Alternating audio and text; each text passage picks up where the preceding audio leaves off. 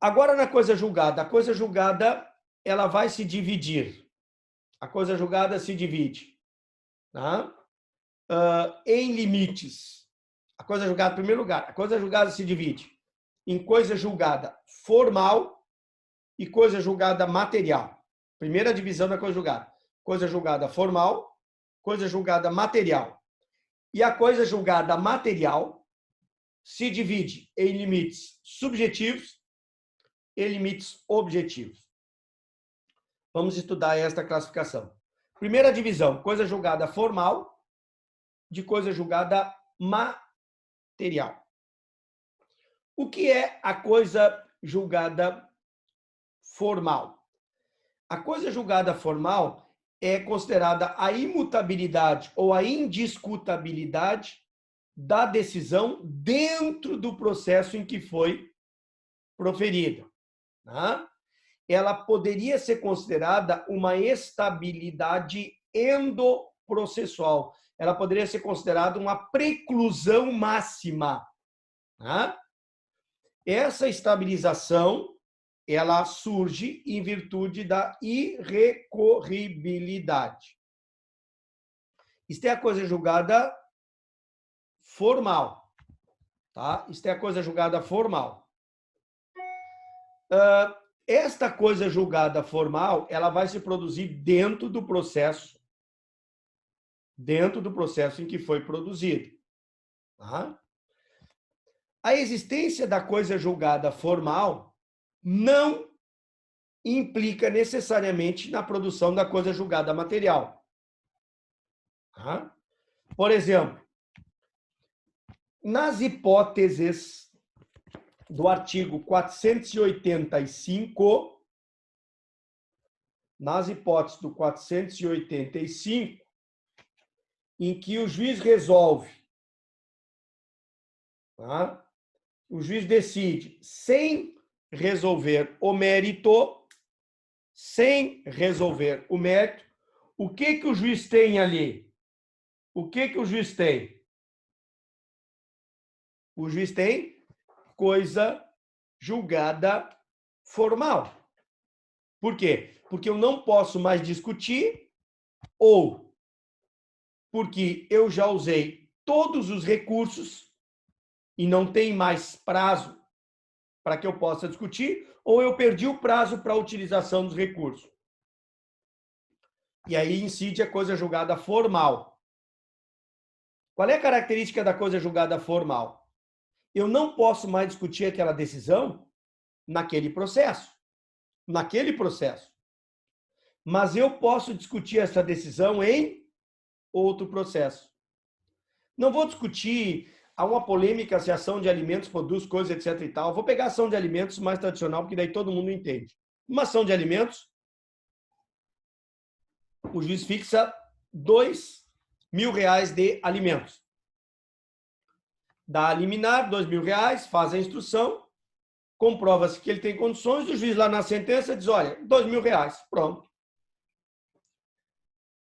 Termina o processo, encerra o processo. Naquele processo, aí a parte diz que não, eu gostaria de reduzir, eu gostaria de aumentar. Naquele processo não pode. Passado 1 ano, 2 anos, a parte diz, está ganhando mais dinheiro, eu quero aumentar a pensão. Dentro daquele processo não pode mais, porque ela é imutável dentro daquele. Mas como a coisa julgada formal não se projeta para fora, a parte pode entrar com uma nova demanda, e pedir aumento ou redução deste valor. Por quê? Porque não houve coisa julgada material, só houve coisa julgada formal. Ela é endoprocessual. Naquele processo tu não mexe, mas se tu entrar com outro, pode. Se tu entrar com outro, pode. Certo? Entendido até aí a coisa julgada formal? Muito bem. E na coisa, para fazer uma escala, o tradicional sempre foi coisa julgada formal, coisa julgada material, certo? Uma em cada ponto. Esse era o tradicional que eu coloquei para vocês. Mas hoje, o Código de Processo Civil, segundo alguns autores, ele complicou. Porque entre a coisa julgada formal e a material, no meio, existiria o que a doutrina está chamando de coisa julgada processual. Coisa julgada processual. O que seria esta coisa julgada processual? Onde é que ela existe? Onde é que ela vive? Este problema se deu quando o legislador introduziu o parágrafo 1º do artigo 486. Ali, segundo alguns, e eu concordo, está a coisa julgada processual, nascida com o Código de 2015. É que essa nomenclatura que se deu foi em virtude de ter que se resolver um problema concreto. Qual era o problema concreto? Olha lá o 486. Que diz: o pronunciamento do juiz, o pronunciamento judicial que não resolve o mérito, não obsta que a parte proponha de novo a ação. Então está dizendo, quando o juiz profere uma sentença terminativa do 485, ela, como produz coisa julgada formal, e só se dá dentro do processo em que é proferida, ela não obsta que a parte entre com uma nova demanda. Perfeito? Porque não tem coisa julgada material. Coisa julgada material precisa do mérito. Então, não tem só naquele processo. Pode entrar. Mas, aí vem o legislador e diz o seguinte, parágrafo 1º. No caso de extinção, em razão de litispendência, e nos casos dos incisos 1, 4, 6 e 7, né, do artigo 485, por exemplo, questão de legitimidade, a parte não tem legitimidade. A propositura da nova ação depende da correção do vício que levou à sentença sem resolução do mérito. Exemplo. Vou dar um exemplo. Eu entro com uma ação de cobrança em relação ao Victor. E digo, olha, Victor, tu me deve 5 mil reais. O Victor contesta e disse, olha, o Darcy não tem legitimidade ativa para cobrar, ele não é o credor. O juiz acolhe o argumento do Victor, julga, extinto o processo, por ilegitimidade ativa. Segundo o Código de Processo Civil, segundo o Código de Processo Civil,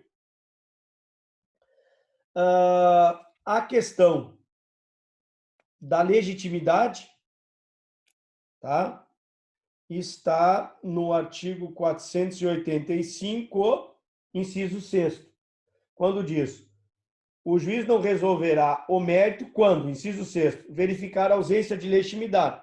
Então, segundo o Código, quando ele diz que o Darcy não tem legitimidade ativa, ele não resolve o mérito. E, portanto, diz o parágrafo, o caput, melhor dizendo, o caput do 486, o Darcy poderia entrar com uma nova demanda. Pelo caput, poderia. Mas aí tem o parágrafo 1º que diz, não. Se o Darcy não arrumar o vício, se o vício não for consertado, ou o Victor diz lá, ilegitimidade passiva, ele não é o devedor. O juiz acolhe a ilegitimidade passiva e diz, olha, Darcy, ele não é o devedor. Se eu quiser propor uma nova ação, eu tenho que corrigir o vício, tanto da legitimidade ativa quanto passiva. Se eu não corrijo o vício, diz o legislador, tu não pode entrar com uma segunda ação. Tu não vai poder entrar. Tá?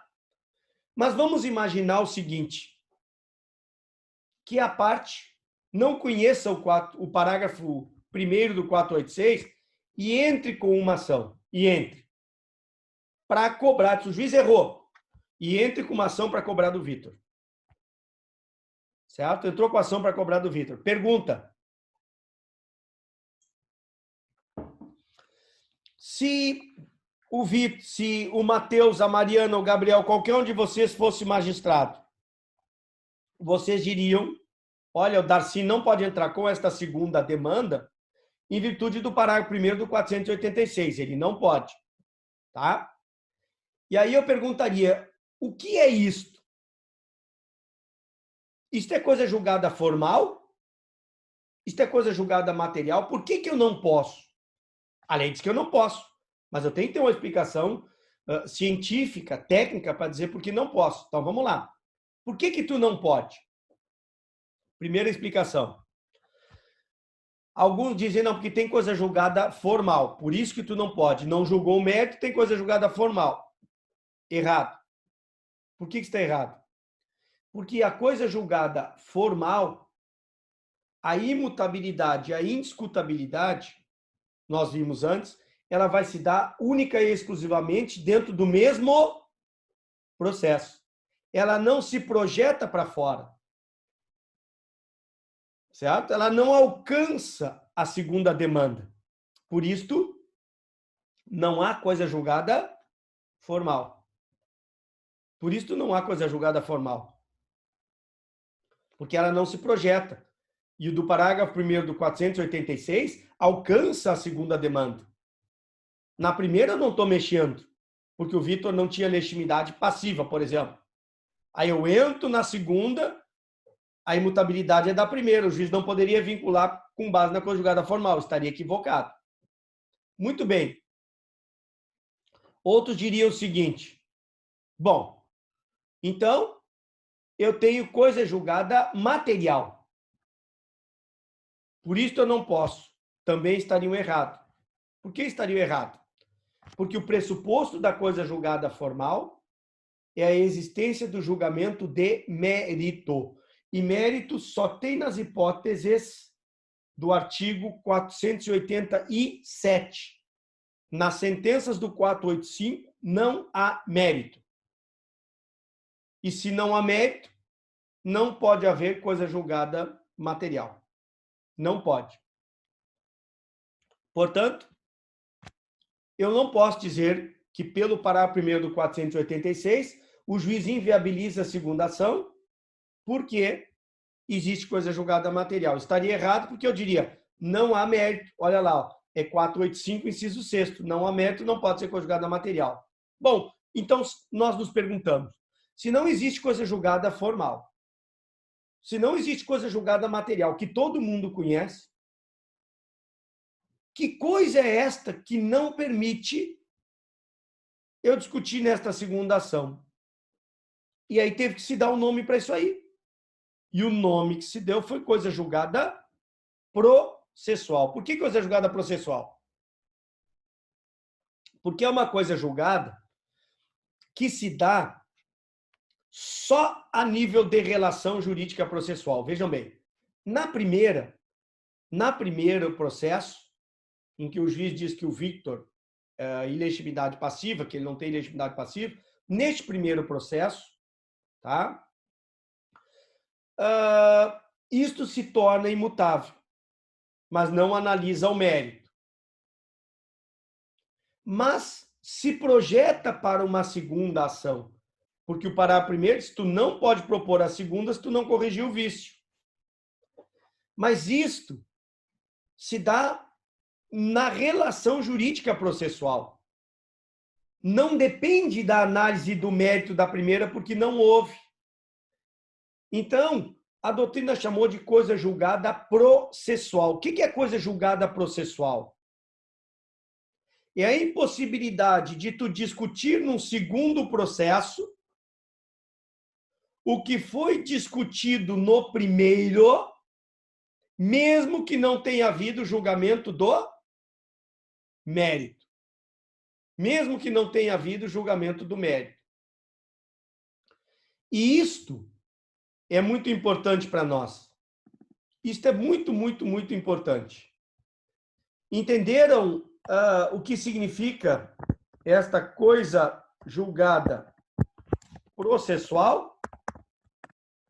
Repetindo, a coisa julgada processual, ela se traduz, ela é a impossibilidade de se discutir no segundo processo uma decisão proferida em um processo anterior, tá? Sem julgamento do mérito. Sem julgamento do mérito.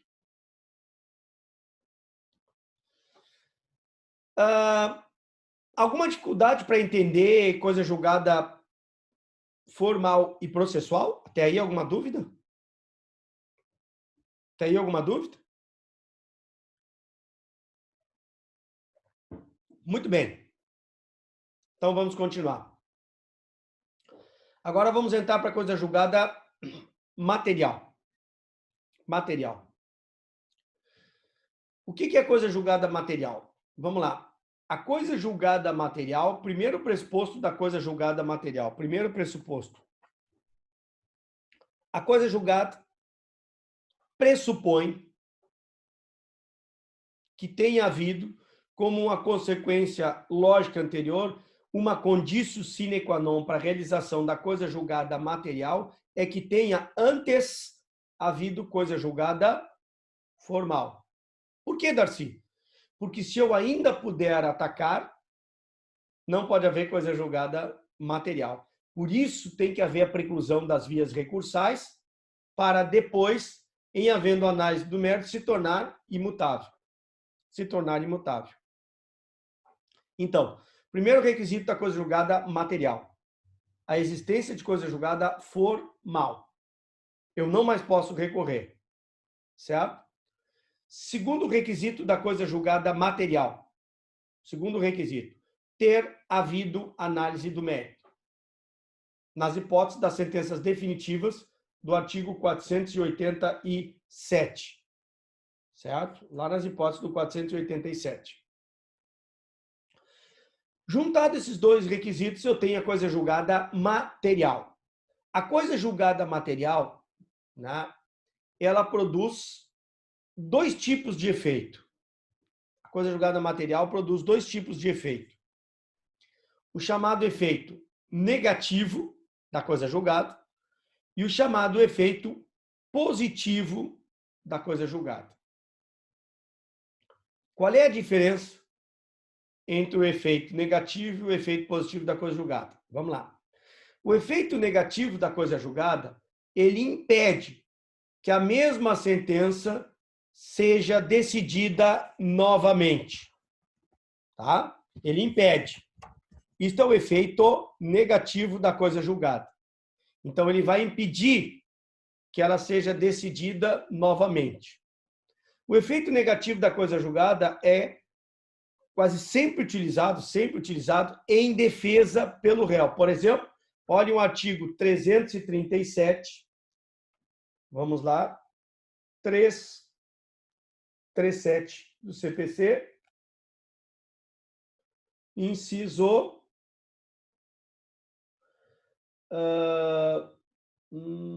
7. Incumbe ao réu, antes de discutir o mérito, alegar coisa julgada. Coisa julgada. Então, este é o efeito negativo. Eu impeço que a decisão proferida no processo anterior, né, seja decidida novamente neste segundo processo. Tá? Então, nas ações que produz coisa julgada material, existe essa função negativa da coisa julgada. Mas nas ações em que existe somente coisa julgada formal, eu não posso falar da eficácia negativa. O correto seria falar que para a coisa julgada formal, para elas incide o chamado ne bis in idem. O ne bis in idem quer dizer que nenhum juiz vai decidir novamente as questões anteriormente decididas. Tá? Nenhum juiz decide novamente questões anteriormente decididas. Tá? Que é o parágrafo 6º lá do 304, que é a estabilização da tutela que nós vimos. Aqui ele pode ser considerado o efeito do ne bis in idem. Porque não tem análise de mérito lá, por isso que não pode ter efeito negativo. O que é o efeito positivo? O efeito positivo a decisão proferida no processo anterior vincula o juiz do segundo processo. Vincula o juiz. É o fundamento da demanda no segundo processo. E ela vai ser usada como questão incidental. Tá? Por exemplo, num processo onde o juiz decide, através da liquidação de sentença, que estabelece, que cria, no processo anterior. No processo anterior, o juiz cria o andebeato. Mas não tem o quanto debeato, então tem que entrar com a fase de liquidação de sentença, lá no 509. Então, para descobrir o quantum debeato, eu tenho que propor a liquidação. Mas vejam bem, na liquidação, eu só posso discutir o quantum debeato. Por quê? Porque houve coisa julgada material no que se refere ao andebeato. Então, quando o juiz diz condeno o Gabriel a pagar o Darcy, mas o quanto tem que ser apurado na fase liquidatória, a sentença condenatória condenou o Gabriel, uma sentença genérica. E aí eu vou ter que entrar com uma liquidação para descobrir quanto o Gabriel vai me pagar. Quando eu entro com a fase da liquidação, eu só posso discutir o quanto. Eu não posso discutir mais o andebeato, a condenação, eu não posso. Por quê? Porque como houve coisa julgada material, aquela decisão que condenou o Rafael vincula o juiz do segundo processo. Vincula. Certo? Então, vejam, quando há coisa julgada material, existem os dois efeitos. O negativo, que não permite que o juiz julgue.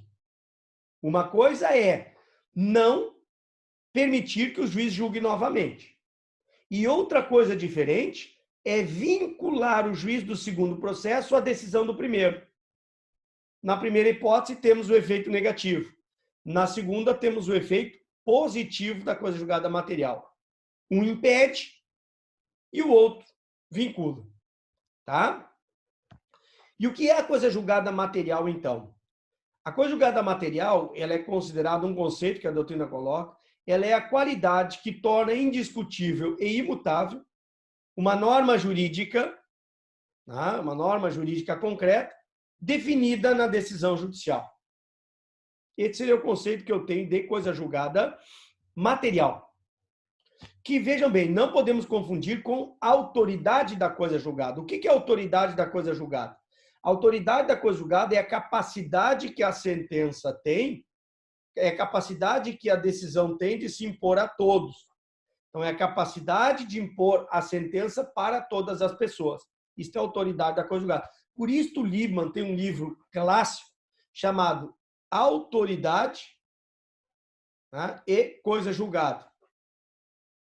Este livro do Liebman é muito clássico e ele faz a diferença entre a autoridade da coisa julgada e a coisa julgada propriamente falando. Tá?